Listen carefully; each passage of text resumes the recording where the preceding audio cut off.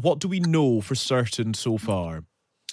Well, it's interesting who's been reporting this news. So the news came out via TASS, which is the Russian state news service. They said that a plane carrying Yevgeny Prigozhin, as well as 9 other passengers, that was en route from Moscow to St. Petersburg, crashed with all 10 people dying. The fact that this was coming from the Russian state news agency is a pretty strong indicator that those reports most probably are correct. And so Yevgeny Prigozhin on board. We spoke to Sir Tom, or on the passenger list at least, is how I should phrase that. We were speaking to Sir Tony Brenton, the former UK ambassador to Russia, a few moments ago, who said it's difficult to be surprised if it does turn out that Yevgeny Prigozhin has been killed. Do you share that assessment?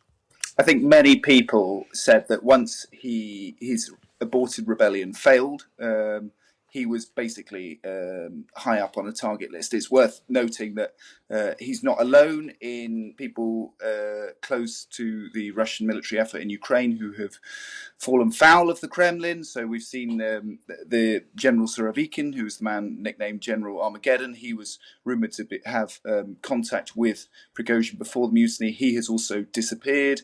It's now been confirmed he's been relieved of command.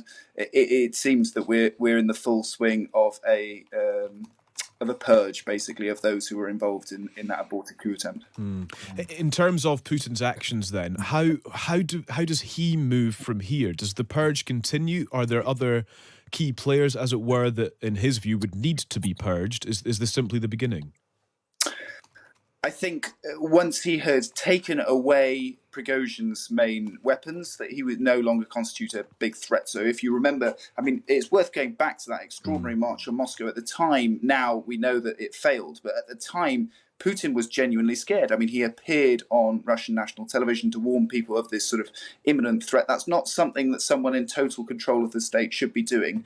Prigozhin at that time had tanks, armored vehicles, all this stuff at his disposal. As soon as he failed, a lot of that was stripped away. A lot of his mercenaries went on to join the Russian military, and he was basically left with the dregs, not with the sort of heavy equipment in Belarus, with this sort of emphasis that maybe they might go on and continue their activities in Africa. But they were no longer such a big threat. So I think what Putin did, well, it seems that what the Kremlin has done is effectively take away the threat, take the sting out of the bee, and then just to sort of cap it off, make sure that everyone is aware that you can't carry out these sorts of actions without some form of retribution. Yeah. And does that neutralise the Wagner threat to Putin? Does this in some way get them back in line with him? Because let's remember that they were working for him at one stage in the Ukraine invasion.